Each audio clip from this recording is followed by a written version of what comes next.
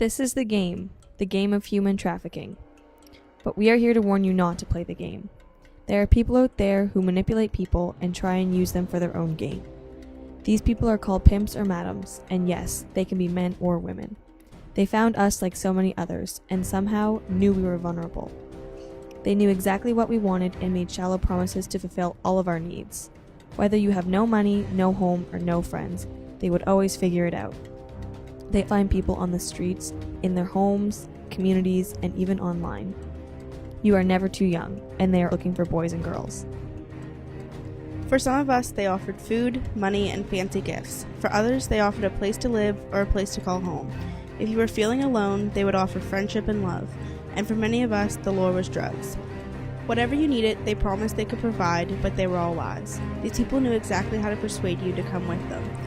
What we didn't know was eventually they wanted us to pay them back for all they had given. It was a trap and a game to them. Their plan was to separate us from our old lives, old friends, and families. Once they had us isolated, that is when everything changed. Our freedom was taken away so they could control us. They told us who we could talk to and who we couldn't. Fear was their next weapon to dominate us. Friendship became threats. They threatened to take away the drugs we had become addicted to. They started to demand that we pay back money in drugs and gifts. The only way we could do that was by doing whatever they asked for us that would make money for them. Once they knew they had us trapped, then it got even worse. We were locked up, beaten, and abused if we didn't do everything they asked. They even threatened our lives if we tried to leave.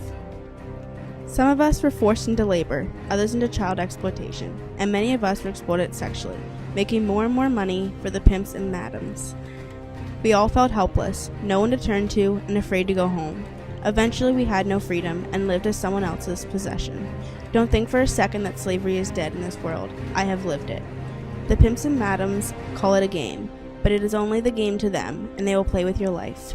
So this is my warning to you.